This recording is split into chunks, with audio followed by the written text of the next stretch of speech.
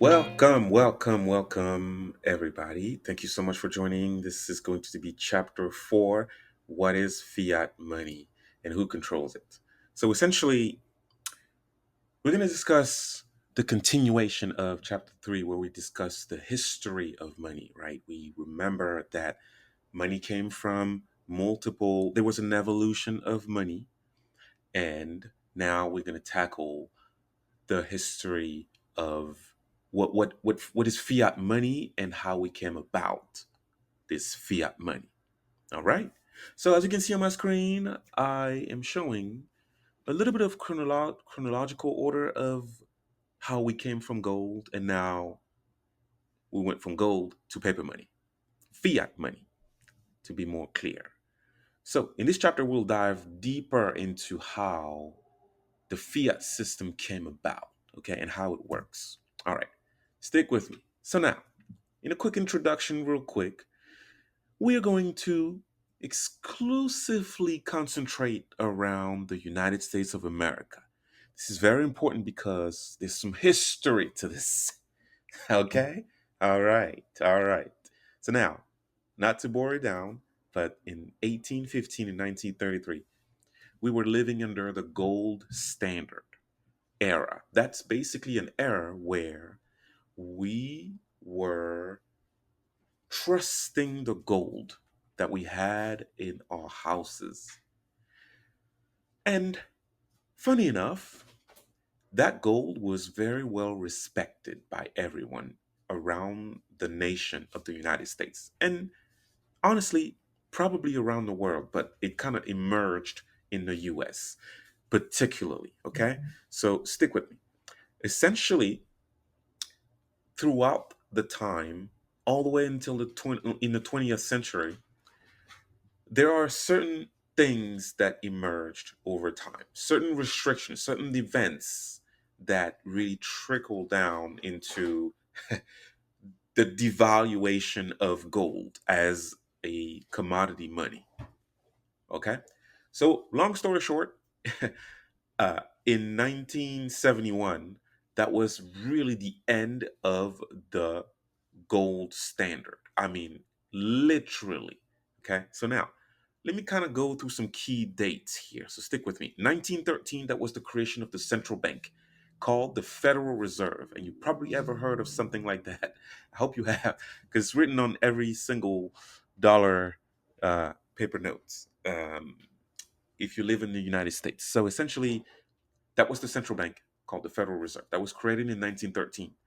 Very important date. In 1933, here's an executive order. The 6102 executive order was very prominent because that executive order forced, I mean, literally forced every citizen to turn their gold, you know, and get a gold certificate in exchange. And the exchange rate was set at $20.67 per ounce. Okay. $20. All right, cool. And in 1934, the very next year, just imagine, there was another act called the Gold Reserve Act that was created by the government, the United States government, to literally, okay, allow people to redeem their gold back if they so choose.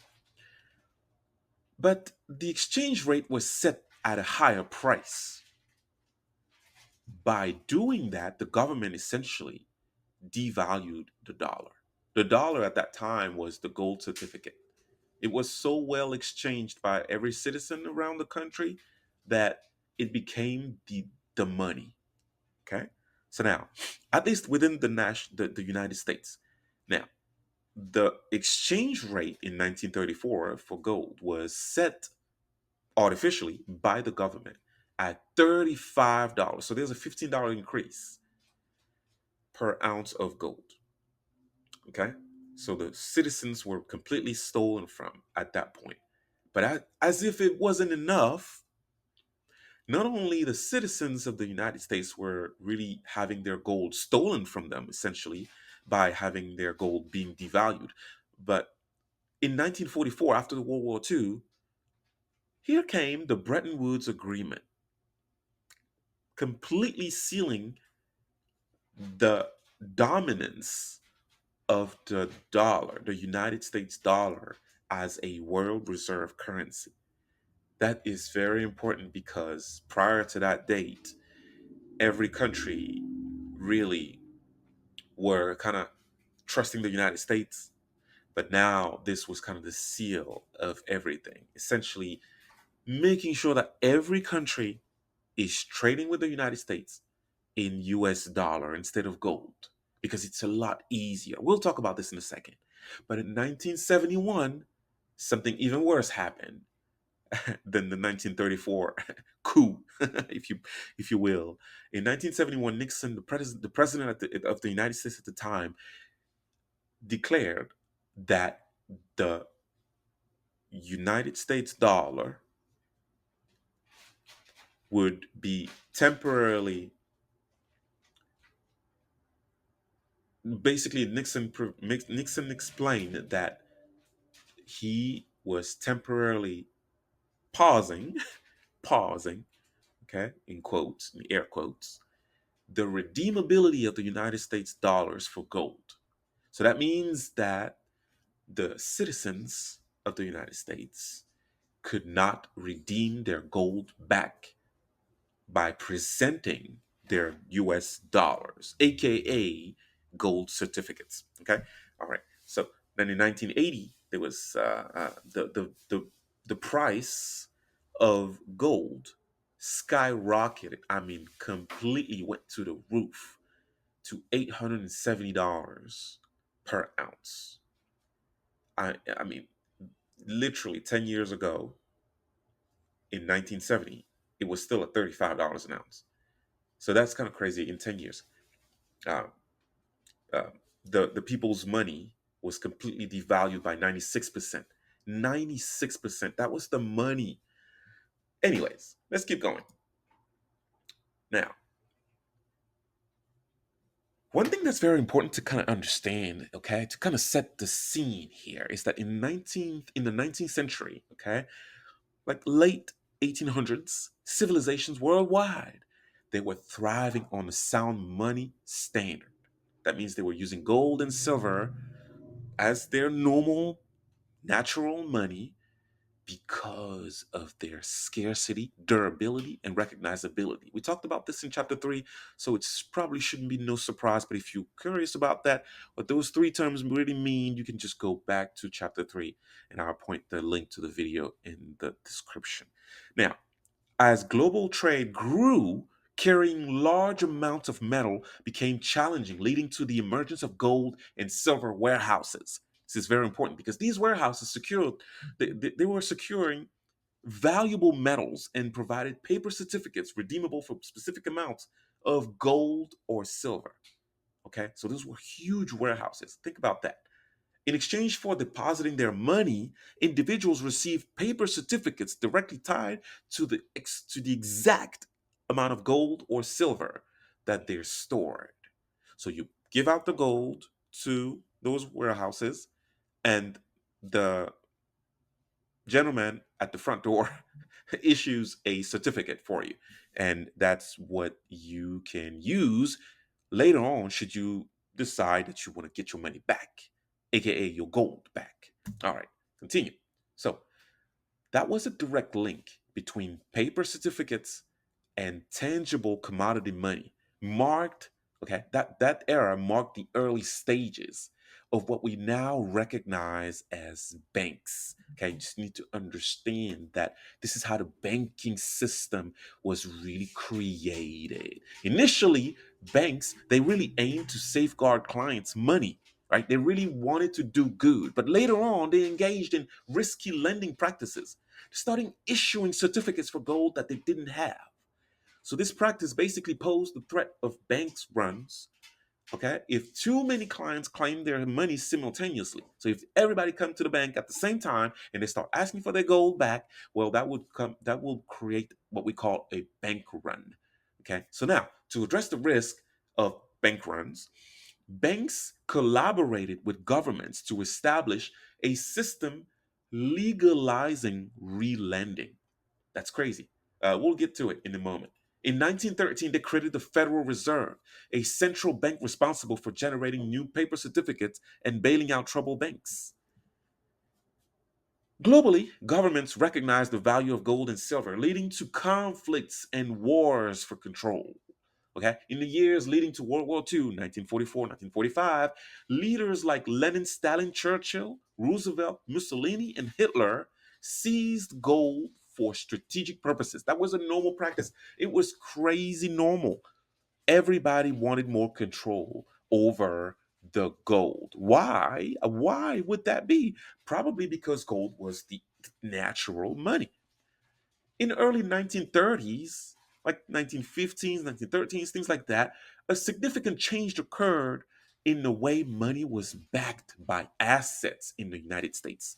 At that time, a lot of people's wealth was stored in the form of gold. Think about that. That means that everybody had gold at home, basically. Stored in the kitchen, under the mattress, you name it. However, in 1933, specifically, President Roosevelt issued Executive Order 6102, which demanded that every citizen give up their gold. Okay? All right. So every citizen had to give out their gold in 1933 because of an executive order. Literally, the government just saying, hey, like on national television, everybody has to come to the bank right here, right now, and exchange all their gold. If they don't, they'll go to jail. This was not a voluntary exchange. Okay. People were actually required to surrender their gold. And if they refused, they would go to jail. Okay. The government set the exchange rate at $20, like I mentioned earlier, per ounce of gold. I don't know if that was cheap, but this meant that for every ounce of gold a person had, they received a paper certificate for the equivalence of $20.67. That's the exchange rate at the time. People had to accept these paper dollars, hoping that maybe in the future they would be able to exchange them back for gold. That was the hope. That was the hope. Life was good. In 1934, the year later, 1 year later, not even too long, literally, here comes the Gold Reserve Act, allowing people to exchange their paper dollars for gold again. I mean, this is absolutely. I mean, you would think this is a movie. A year earlier, we allow the citizens. We actually just prevent the citizens to exchange any to continuously hold their gold, and we force them to exchange their gold at a very static or very stable exchange rate, $20. A year later, as they don't have any more gold, now the citizens are allowed as a one-time deal to exchange their paper dollars again for gold. But there was a catch. And the catch was the government deliberately devalued the paper dollars by increasing the exchange rate to $35 per ounce of gold. So we went from $20 a year ago now to $35 per ounce of gold at the new exchange rate in 1934. This devaluation hit hardworking individuals in the lower and middle classes as it meant that their savings, okay, their savings was once worth a whole lot more at $20 an ounce, okay, were now worth less due to the decrease in the value of these paper dollars that they were forced to keep instead of being forced, instead of maintaining their gold in their possession. That was terrible, as you can imagine. Okay. Now, after World War II, the Bretton Woods Agreement in 1944 established the US dollar as the world's reserve currency, and it could be exchanged for gold. However, This link between the US dollar and gold was severed in 1971 when President Nixon ended the redeemability of the US dollar for gold. This marked a significant shift, leading to the adoption of a fiat money system where the value of the currency is not backed by a physical commodity like gold, but rather by the trust and confidence of the people who use it. As governments and central banks retained most of the people's gold, the value of gold surged. That might want to say skyrocketed, reaching $870 per ounce in 1980. This is really crazy, people. This is really nuts. And this is a chart kind of explaining exactly what I just explained. So, as you can see in red, that is really the price of commodities measured in gold. In every color, except for that brown one, which is like measured in gold. Every color represents a different currency measured in gold. And as you can see, it just goes down. Okay. It keeps going down. So that means that the currencies are being devalued against gold. In conclusion, okay, to wrap this 4.1 section real quick, the story of how human society transitioned from a, write it down, sound money standard based on gold into an unsound fiat standard tells us how governments and banks captured precious metals from their citizens. While real money ended up in the pockets of governments and banks, the people were left with pieces of paper whose only value comes from governments mandating its use. It's just that simple. It's really that simple. Okay? Ever since Nixon declared the suspended the convertibility between gold and the US dollar, things crumbled completely. But don't take my word for it. Let's just keep going. Because you may say, what in what way? What is the fiat system? Right? What is this system that was engineered by the central banks? And that system is called the fiat system. Now here's a interesting quote from Satoshi Nakamoto. Satoshi Nakamoto is the creator of Bitcoin, and we'll tackle this a little more in the next sections. However, he mentioned something very profound that we need to really kind of take a look at. The root problem with conventional currencies is all the trust that's required to make it work. The central bank must be trusted not to debase the currency, but the history of fiat currencies is full of breaches of that trust. Humanity transitioned from sound money controlled by the many people, so everybody had their own access to their own money, all the way to an unsound money controlled by the few. All right. You see where this is going. But how does this system really work? How does the fiat system that's based out of unsound money controlled by the few really works? So there are two interesting points.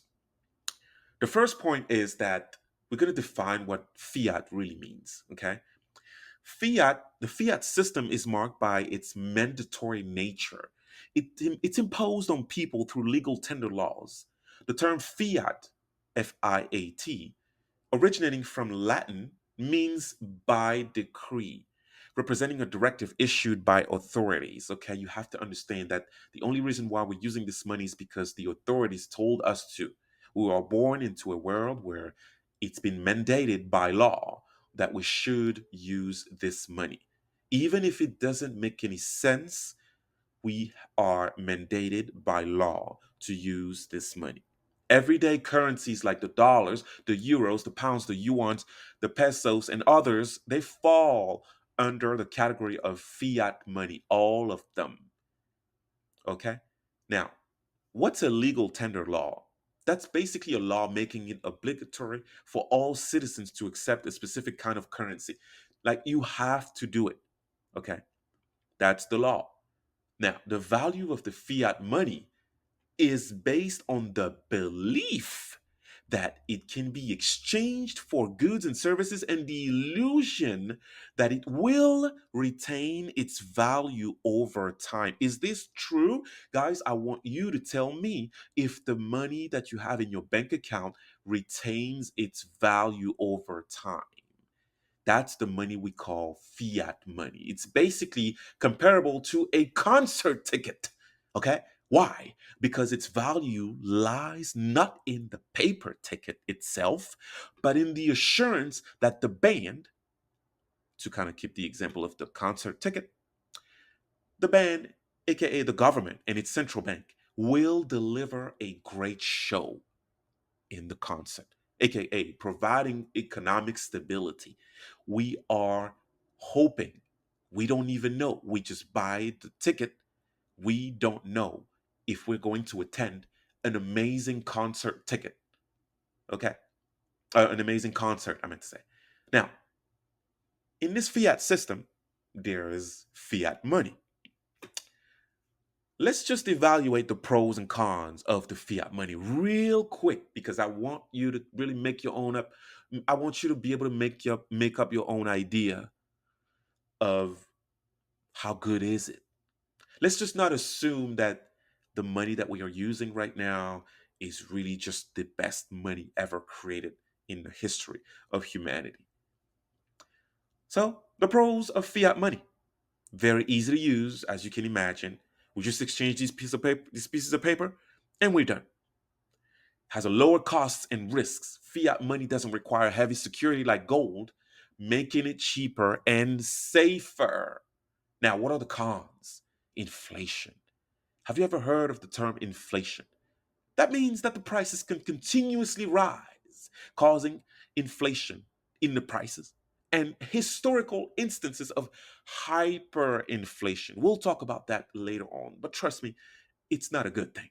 It's not a good thing because it means the value of your money is worth less. That's what it really means on very simple terms. Centralized control and manipulation is another cons. Small groups can influence and manipulate the system, leading to censorship and confiscation. Okay? That's the centralization of fiat money. It has to be centralized completely, it has to be tight. It has counterparty risk. If the government faces challenges, the currency can lose value. That's a risk. It has potential for abuse. The system can be misused, resulting in corruption and loss of trust. All right? Now, commodity versus fiat. How are they really different? Remember, before the fiat currency came about, governments would mint coins out of a valuable, scarce, and difficult to get physical commodities such as gold and silver. Okay? Or they would just print the paper money that could be redeemed for a set amount of physical commodity. This was the commodity backed system. Okay? Now, in the fiat system, different, totally different. It's more like having monopoly money. Why? Why is it like having a monopoly money? Money in the fiat system consists of pieces of paper printed by the central bank, and the government's policies directly influence its value. The government and central banks are basically the bankers of the monopoly game, who are in control of how the game works, who gets what, and how much it is worth. In other words, the government promises to do a good job at managing the monetary system. In conclusion, fiat currencies only have value because the government mandates their use. There's no utility to fiat money in itself. Zero utility.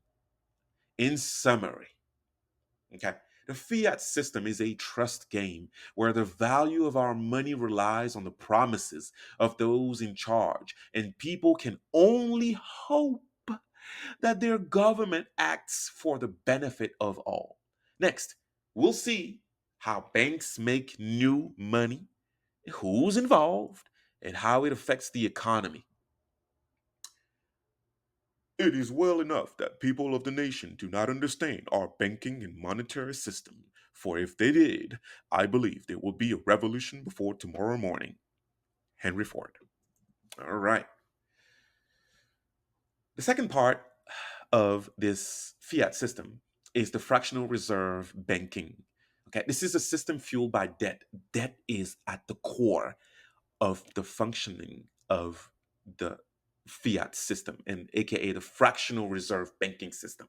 This is one of the main parts of the fiat system that's allowing banks to essentially lend out a significant portion of their clients' deposits. Can you imagine? Have you ever wondered why banks offer so many services to their customers? While it may seem like they are being generous, absolutely not. It is actually important to remember that banks are in businesses, and their primary goal is to make a profit. But how do they make a profit if they let people borrow money? Hmm.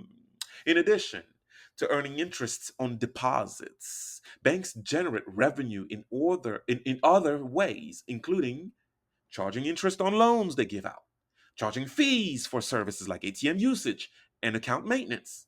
I'm sure you're familiar with that.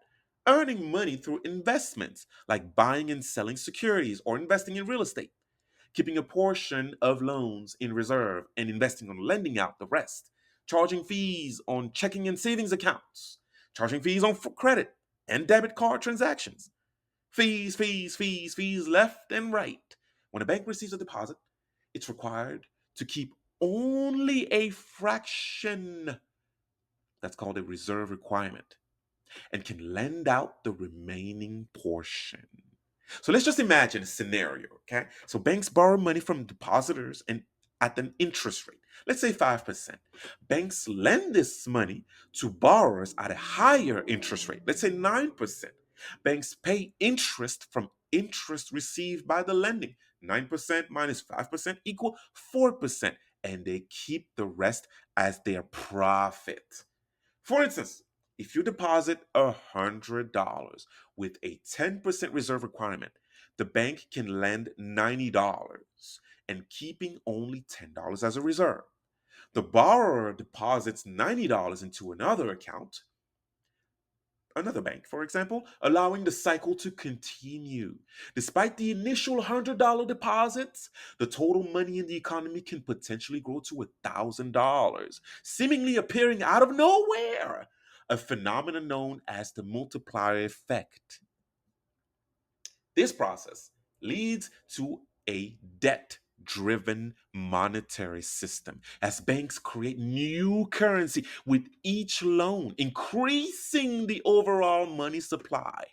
As fractional reserve banking continues, the total debt in the economy rises, contributing to inflation. The system relies on a continuous the system relies on a continuous cycle of currency creation through lending akin to a steady supply of drugs for an addict. However, if banks lend more money than they have in reserves, and depositors rush to withdraw simultaneously all their money, well, banks could face failure. That would be terrible. Here, the central bank intervenes as a lender of last resort, providing new currency to prevent bank failures. The central bank achieves this by repurchasing assets or injecting currency directly into bank accounts. Okay? In essence, banks are saved from failure through the constant injection of new currency by central banks. This debt fueled system, systematically rescued by the central bank, results in boom and bust cycles. That's what we call the boom and bust cycle. Okay? Now, let me just dumb it down a little bit more. Imagine that you have a friend, let's just call him Dax, who happened to be a banker. Dax the banker. Dax loves bikes and he wants to borrow your bike because he has a lot of places to go.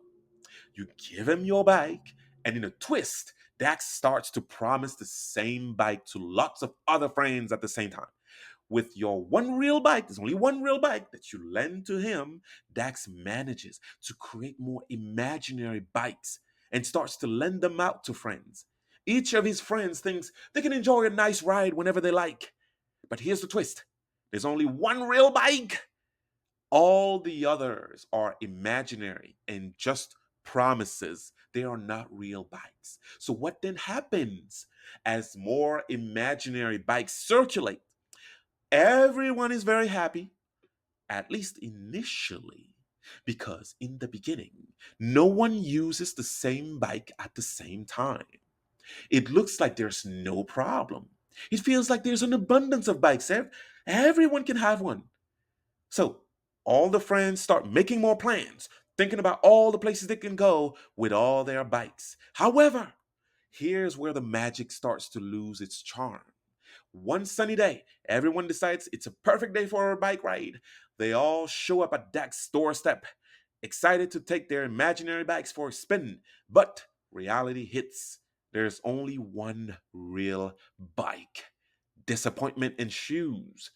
And suddenly, the value of the promised rides diminishes. Everybody comes to reality. This is really what it really is. Because in the world of fractional reserve lending, it's a similar story. Think about this. Banks lend out more money than they actually have. And for a while, everyone enjoys the benefits. We have money, everybody has money. But more money circulates. And it seems like there's plenty to go around, plenty. But if too many people try to withdraw their money at the same time, the true value becomes apparent. There's not enough to fulfill all the promises. This scenario affects the common good and value of everyone involved. The promise of abundance turns into a scam, complete scam, completely. Just as the imaginary bikes lose their perceived value when everyone wants a real ride, a real ride. The value of money in the economy can diminish when everyone rushes to claim their real share.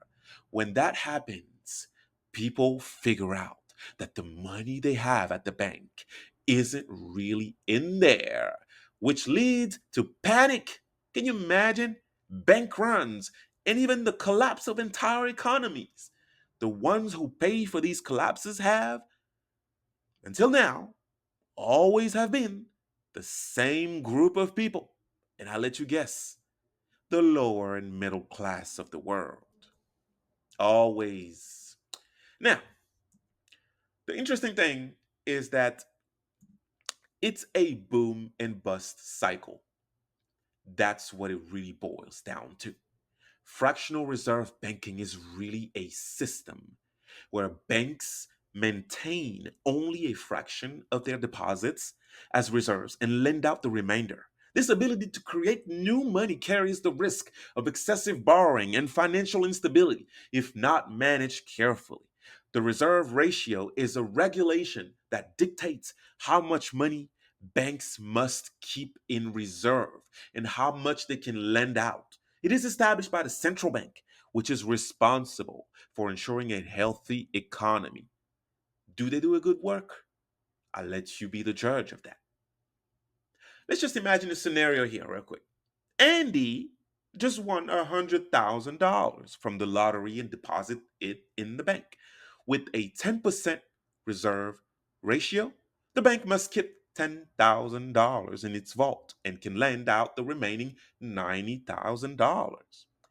Charlie borrows the maximum amount, $90,000, and uses it to buy a house from Dan.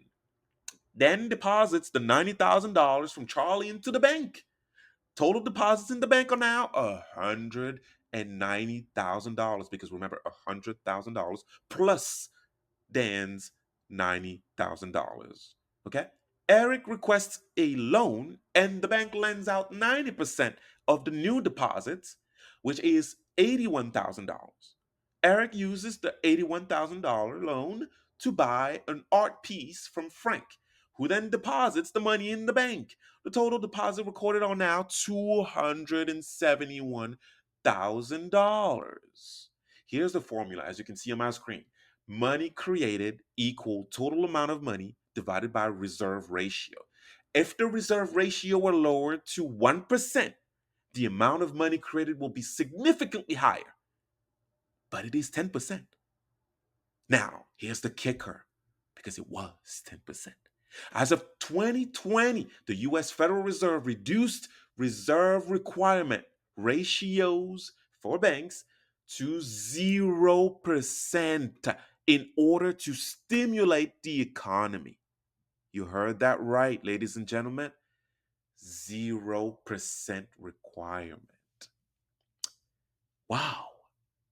Now, one of the best part, and this is really the most interesting piece, because I want to know how and who controls the fiat system and how do they benefit, right? There are four main players. Together, they control the fiat system. This is very important to understand. The government is the number one. The wealthy individuals are also key players in this game. The financial sector, aka the banks, and the big boss of this game. You named it, the central bank. Now, let's start from the government and we'll explain each and every key players here. The government is like the director of the fiat show. Think about this. Along with tax collection, it is funded through new debt called bonds issued by the Treasury. When there is insufficient demand for these bonds, any remaining debt is purchased by the central bank. This means that they can keep doing their activities and pursuing their interests without needing approval from the people like you and I. It's like getting a credit card without worrying about paying it back immediately. Isn't that amazing? This might seem good for the government, but it comes at a cost for everyone else. Now, second key player, the wealthy individuals. Wealthy individuals benefit a lot, not to say tremendously, from the fiat system because they're wealthy, with the ability to accumulate more debt at a cheap price. They can invest in assets like commodities, real estate, stocks, creating new wealth almost effortlessly. The third key player is the financial sector, aka the banks. The banks and other financial institutions that we're not going to name here, they do not directly control the fiat system, but they greatly benefit from it. Free from accountability, they can pursue and accelerate the creation of new currency via fractional reserve lending, benefiting from higher revenue. Banks are virtually free from consequences as they are bailed out with new fiat currency to prevent the whole system from collapsing. Of course, the big boss of the game, I shall name the central bank. The central bank is really the big one, pulling all the strings of this game, supposedly controlling the growth of the supply of the money. But here's the trick: the central bank is also subject to the government's laws, serving the government's interests. It's like a puppeteer being controlled by another puppeteer. The central bank might seem like the one in charge, but it's indirectly serving the government's wishes to print money out of thin air whenever they need it. Now, how do they benefit? All these key players. Well, these group benefits in various ways, creating a complex web of control. The government gets funds without immediate consequences. Wealthy individuals and banks make money effortlessly, and the central bank keeps the show running. Meanwhile, the rest of the population, like you and I, might feel the effects, facing challenges as the system unfolds. In the end, the fiat system's puppeteers create a show where a few benefit greatly, but many are left wondering about the fairness of the financial stage they find themselves on. We never asked for this. We never ever asked for this. Now, the role of central banks. This is basically how the economy works. Their official job is really to ensure stability, integrity, and quote unquote, keep things stable. But their methods reveal a more mysterious side that I really invite you to investigate for yourself. Central banks work closely with governments and pull the strings of monetary policy. controlling the money supply with tools like interest rates. In times of crisis, they print money out of thin air and inject it into the economy through commercial banks, making it seem like everything is okay. Is it really? They don't just watch over things. Central banks regulate commercial banks, set the rules of the game, and step in to help when banks are in trouble, acting as lenders of last resort. This web of control, while appearing protective, makes the economy and banks even more dependent on them.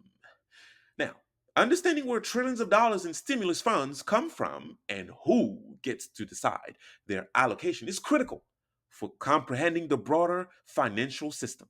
Governments use several tools to manage the money supply at specific moments in time. Central banks and governments can use monetary and fiscal policy tools to influence the money supply in the economy. For example, the United States Federal Reserve, the Fed, uses monetary policy to adjust interest rates, affecting the amount of money in circulation. Fiscal policy, on the other hand, involves using spending and tax policies to influence the economy activity. Now, this is how the games work, guys. Exchange rate policies, supply shocks, and price controls serve as additional tools to regulate the money supply and impact trade and the economy. While these policies aim to stabilize prices and control inflation, the intervention often leads to boom and bust cycles, as we mentioned earlier. This creates challenges for everyone using the controlled currency. For example, there are certain institutions called too big to fail. That's a very interesting name that I invite you to investigate. Basically, the term too big to fail refers to financial institutions so big and so large that they are interconnected, okay? That their failure would have catastrophic repercussions on the entire financial system. I'll give you an example. During the 2008 financial crisis, there were a whole ton of large banks that were deemed too big to fail.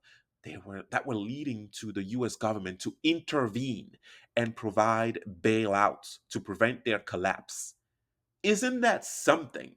One of the most prominent example of a too big to fail institution during the financial crisis was investment bank Lehman Brothers. I don't know if you ever heard of that bank, but hey, do your own research.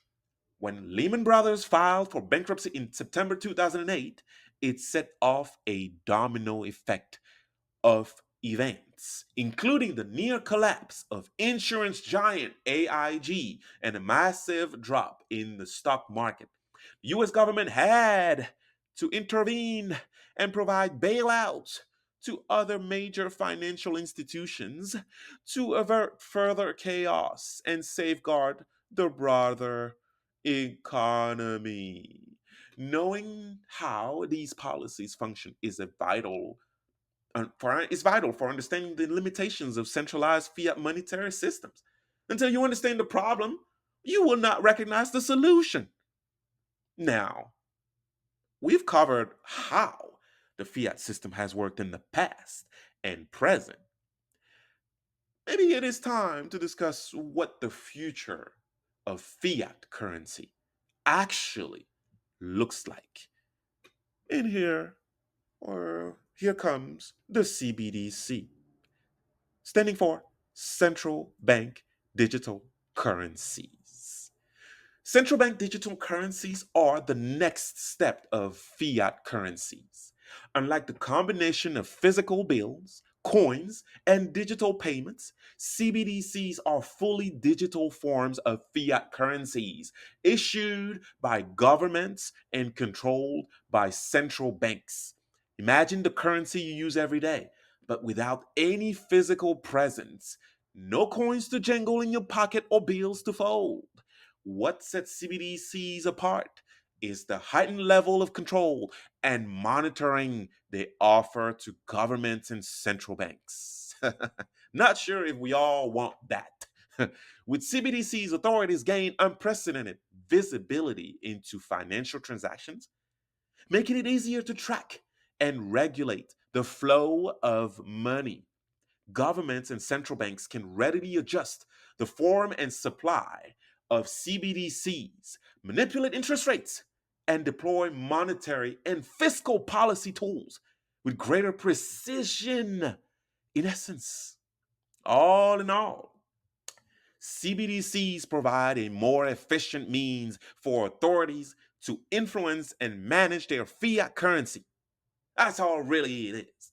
While CBDCs seem the future of fiat money, the world's current monetary system already operates on a pure fiat standard. Fiat currencies are no longer tied to gold, as you kind of clearly saw in this chapter. This is resulting in a significant expansion of the monetary supply. We call it the M2 money supply without any real restriction. Now that you have a clearer understanding of how the fiat system operates, it's time to explore its consequences in Chapter 5. I'll see you soon.